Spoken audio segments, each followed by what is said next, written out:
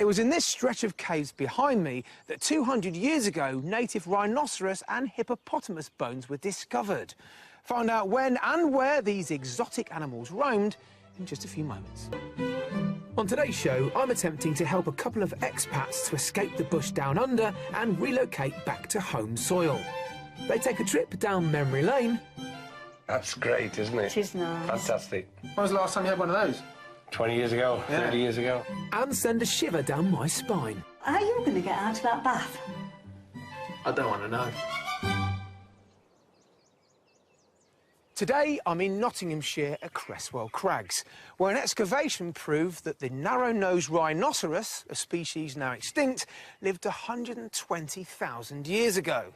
And this network of limestone caves was also the most northerly-based campsite in the world of our Ice Age ancestors, and is the home of the only known cave art from that period in Britain. In fact, there seems to be an underground history embedded into this county, and I'll be looking deeper into that later on in the programme. But first, let's not ignore the human history that's played its part in this varied and intriguing county. For 20 years, Karen and David have lived abroad, spending the last 18 years in Australia. But having sold their house near Perth, they feel now is the time to rediscover their roots. We've known each other 22 years and we've been married for 20 years. And we've really never had a life in the UK. We're moving from Beeliar, which is a suburb of Perth. We had some good neighbours, but it was like a housing estate. Everybody was too close together for my liking. And family ties are pulling them back home to Nottinghamshire. Because we've got 2 grandchildren now. Once a year wasn't doing it for us. Whilst they search for a new home, they're staying with Karen's sister Lorraine in Worksop.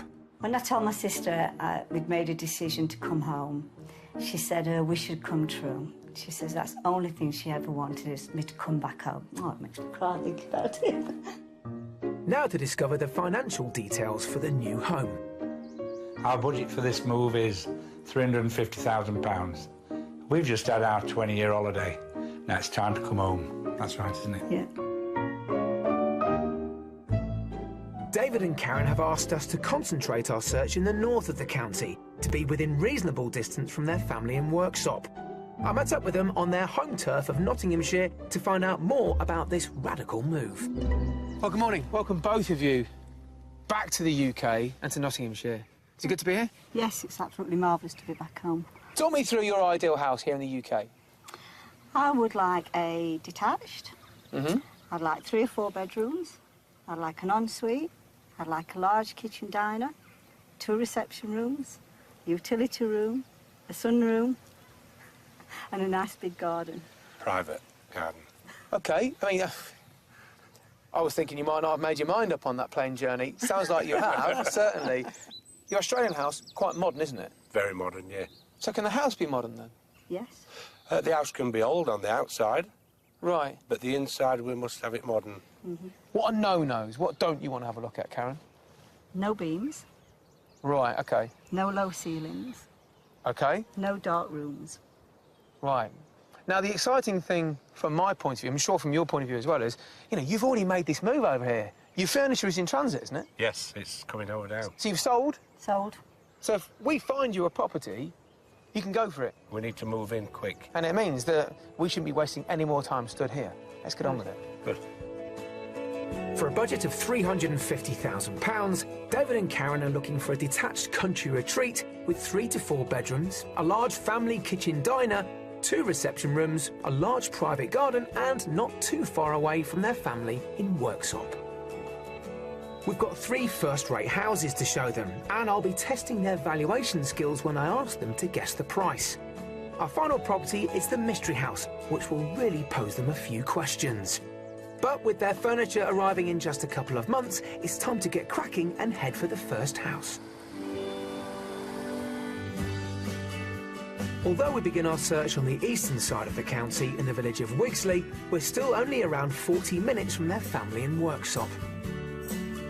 The nearby village of Eagle, with its leafy lanes, is just over the border into Lincolnshire. House number 1, an extended Victorian cottage, can be found in a secluded spot in the quiet village of Wigsley.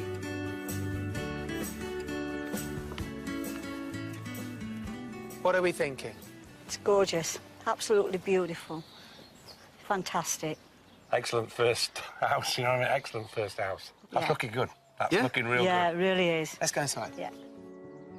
Well, fantastic first impressions to house number 1, but that's just the exterior. Bearing in mind they're used to large open-plan style houses in Australia, it remains to be seen whether their expectations are realistic. Now, Karen, you were very prescriptive about what you're after in a kitchen, so let's start in here first. This kitchen is beautiful. It's gorgeous. It's just what I imagined a country kitchen to be like. Yeah. But I do like this. It's bright, it's cheerful, and you've got a nice family room. And I think that is really nice. What do you think? I like how it leads on to the garden, but just not 100% sure about the kitchen. Oh, I like it. Why is that? What's... It's probably not got that modern feel. It might have. I might not be seeing it properly, I don't know. I don't know. I think that's a fair comment. Look, it's, you know, it is, as Karen described it, a country kitchen. You know, it's not an old one. It's fairly recently fitted, bespoke units, but it's done in that country style. Now, living room. Yes. You're going to need to use your imagination, I think. OK, follow me.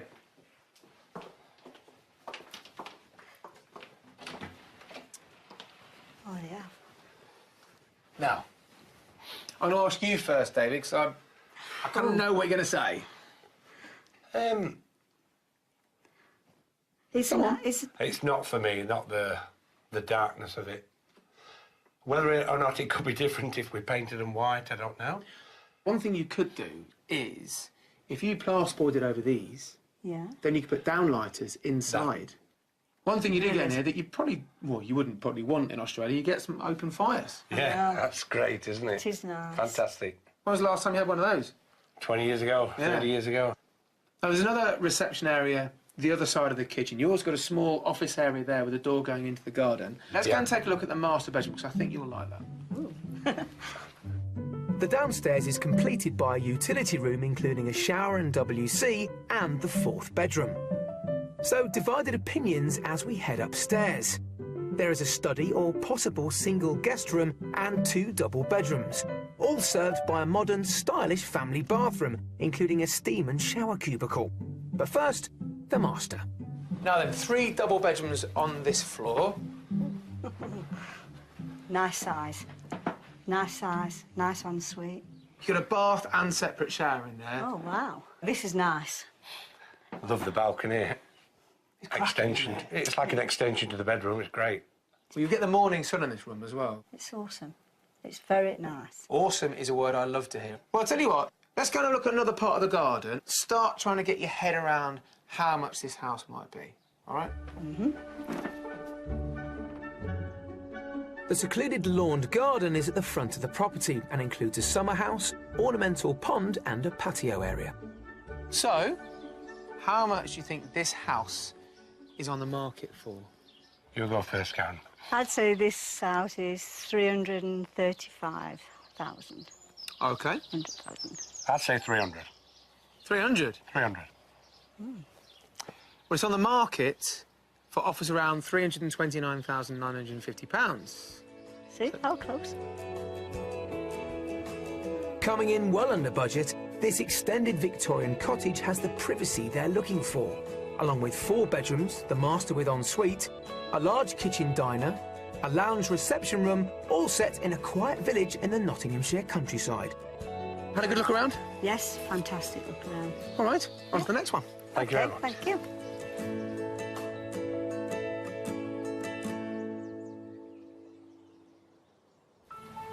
The city of Nottingham is built on a sandstone outcrop, and it's this very sandstone that gives it quite a unique architectural heritage below ground. Underground caves were first recorded here as far back as the 13th century.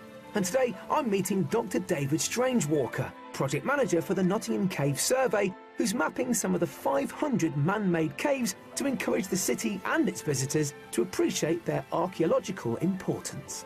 Well, David, here we are, right in the heart of Nottingham city centre, the hustle and bustle everywhere, and then we've got this huge, what, sandstone rock, is it? Sandstone rock, that's right.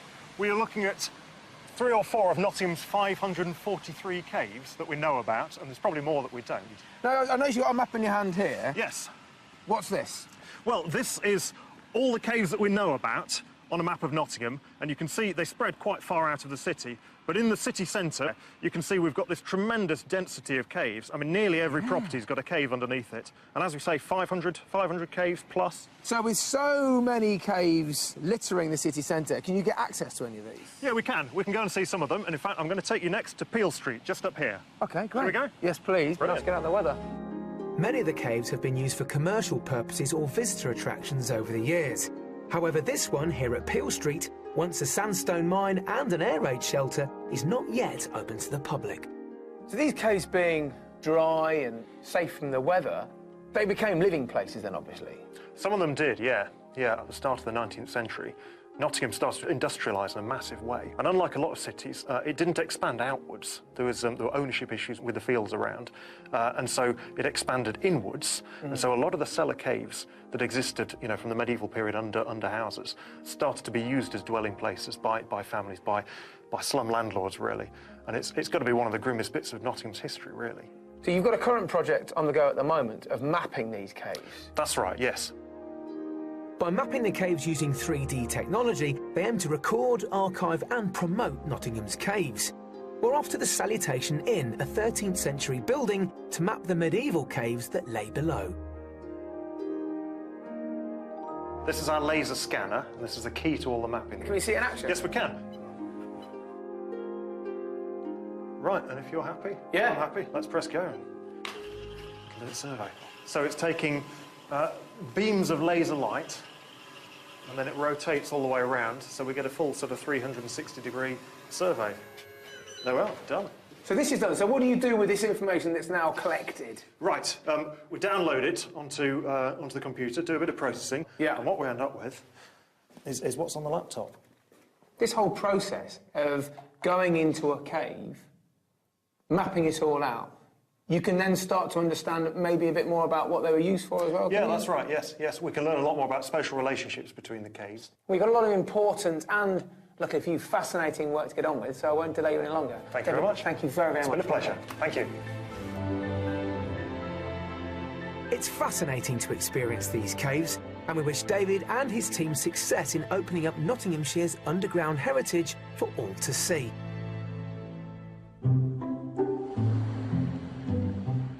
For house number 2, we travel northwest to the village of Treswell and a little closer to their family, about half an hour from Worksop. Close by is the village of Rampton, largely a rural farming community with a 15th century church and a country pub. House number 2 is found on the fringes of the village of Treswell and is a period country property recently renovated with a mix of contemporary and character features. So, we're a converted barn. It was finished about 18 months ago. For me, I'm not that keen, to be honest. Not keen on barn conversions, or...? No, not keen on looking at it. It don't look what I like. Right. These are very different reactions to the first property, aren't they? Yeah. Which is fine, you know. What about you, David? I don't mind it. In a minute, we'll find something you agree on. Well, let's go inside and see if it grows on you, shall we? Come on. Well, not the reaction I was hoping for, but this is all about managing expectations. Our modern interior featured high on their agenda, so let's see if this property has something to catch their eye on the inside. So... Oh. This is different. This is more my taste. It's very bright, airy, clean, modern, lots of nice lighting.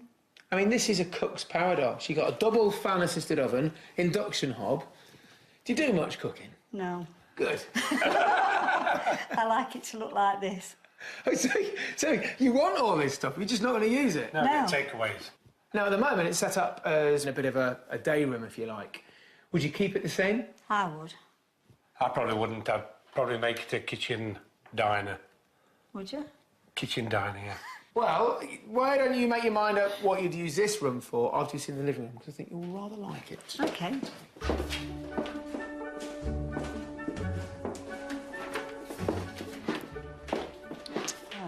Oh, this is nice. There's a dining room table. Oh. That could be a dining room. OK. Yes, That's that's changed good. things, hasn't it? Yeah. This would be our end of day. Because then I said I'd keep a couch in that room. Nighttime room, this one, Yeah. yeah. I like it. I could work with it. It is nice. You said the last place was awesome. You haven't said it in here yet, so it's... I'm getting the feeling that this is OK for you, but not brilliant. This is OK for us, but not brilliant. Well, let's go and see if the bedroom's nice, shall we? Yes. Come on. A utility room and toilet make up the downstairs, and so far we're getting mixed reactions. Upstairs, bedrooms 2 and 3 are served by a modern Jack and Jill bathroom, including a stylish double-ended bath. But now, it's the master. So, the master bedroom. Nice, isn't it? It is nice. It's okay. I think ceiling's a bit long. Oh. Yeah. Well, I thought you'd like this. Did you? OK. Yeah, because it was quite light and modern. Yeah, it is light and modern, but there's no feel in it. OK. I don't feel it. You've got a lovely ensuite through here. Do you want to have a quick look, actually? Oh, this is fabulous. Well, I was going to say, you know, the great thing about this room is it's got a walk-in wardrobe there that's big enough for a bedroom, which could also be a home office, of course, but if... No. Not even a... You see, look, No. she's got an ensuite. Not even a walk-in wardrobe can woo this lady. I don't like the ceiling. I feel as though I'm being crushed. OK. I don't- Claustrophobic. Okay. Yeah. You use big words. I prefer crushed. I could work with this bathroom, you know what I mean? It's a bathroom, you sit in the bath, you're not going to... Oh, are you going to get out of that bath? I don't want to know. But Let's go outside and guess the price. Yeah. David almost seems willing to compromise, but Karen remains unconvinced. And as we head outside to the lawn and patio area, compromise is the key word, as they wanted complete privacy in their garden. So, the garden. Modestly proportioned. Small. Yeah. there's no character at all. There's no privacy at all. No, it's not what I expected. Well, the gamble was to show you the barn conversion. This was the compromise, but the barn conversion hasn't paid off, has it? Not No. really, no. No, and the garden is definitely no good for us. And the garden's put the nail in the coffin for me. Really? Yeah. Yep. Yeah. Let's there's have a no- look at this house then. Let's come back and have a talk about price. How much do you think this barn conversion is on the market for? 299. Straight in there. David? £290. Right. Well, it's on the market for offers around £335,000. This stylish barn conversion is under budget and gives them 3 double bedrooms, including master with ensuite, a modern kitchen with family area, a very large lounge and dining room, a contemporary Jack and Jill style bathroom, and an edge of village setting with glorious views of the Nottinghamshire countryside. Now then. Seen enough? Seen it off. Bit of a up and down day. I'm glad you've seen that, personally. Something to compare the first house with, at least, wasn't it? Yes, Oh, absolutely. it definitely was. It was different. Good. All right, Very well, different. that's all we're doing today. Let's go back. Okay.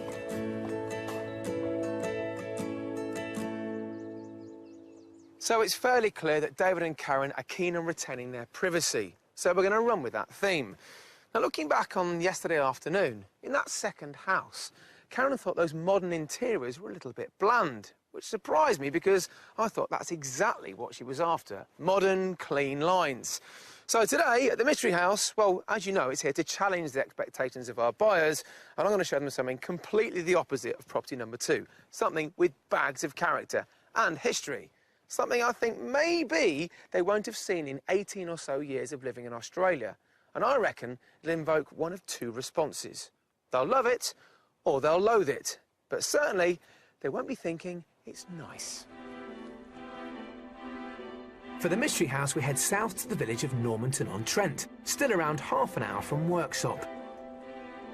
The village offers heritage in the shape of a Grade 2 listed church dating back to the 13th century. The Mystery House is a charming renovated property full of character in the heart of the village, overlooking the church. Look at this. Bad, eh? Nice. Nice private garden. Very beautiful. It's old. Very old. The original parts of the estate, just the start of the 1700s. The modern extension is 19th century, so it's period and period. First impressions of outside. Karen? Beautiful. Pretty. Welcoming. Very nice garden. It is, isn't it? I'm glad you Yes, like it. I do But like also, that. it's still private, isn't it? I didn't know what to expect, really, but it's an excellent start from outside for us. Yeah. Good. All right, let's see what you make of the inside. Okay.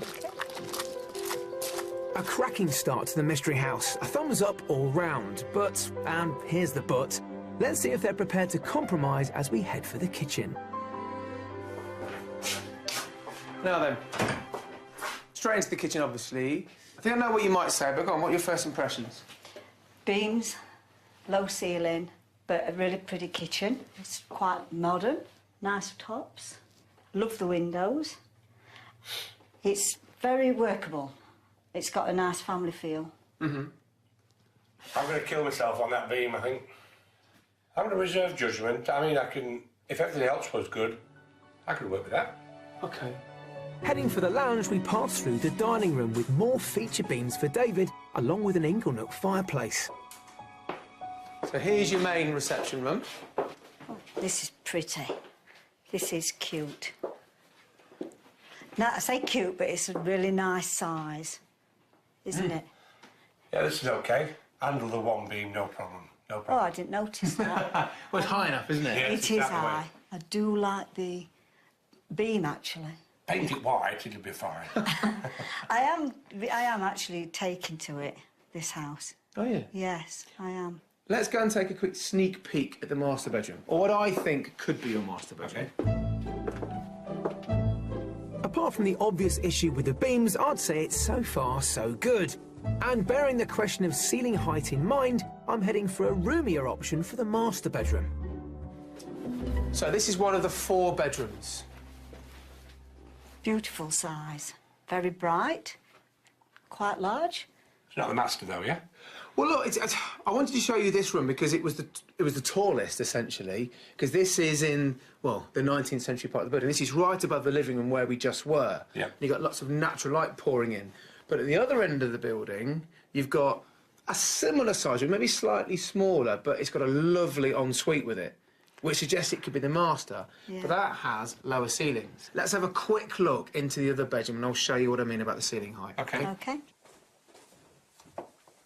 So, I don't have to duck. No, I don't. To duck.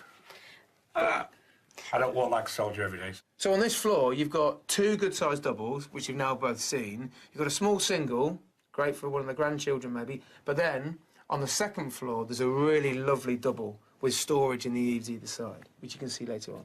Oh, OK. Let's go back out to the garden. Let's start thinking about price, shall we? okay. All right, after you.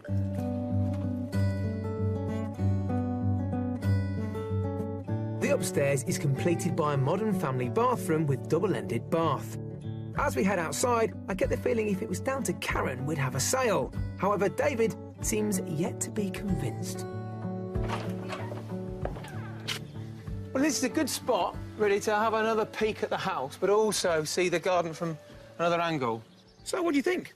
I think the house is very pretty. It's very homely.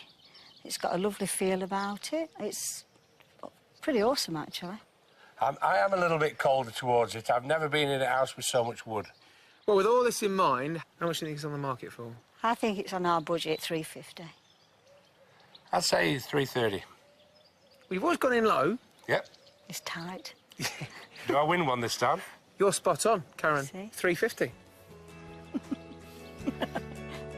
The mystery house is bang on budget and comes with bags of period features, giving them 4 bedrooms, 1 with ensuite, a kitchen breakfast room, a characterful dining room, a large lounge, a beautiful private garden, all in a pretty rural village.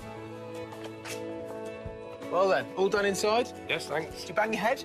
No, not this time. Well, that's it then. Let's buy it. Right, all done. Let's go and find somewhere to have a bit of a chat and catch up. OK, then. Thanks.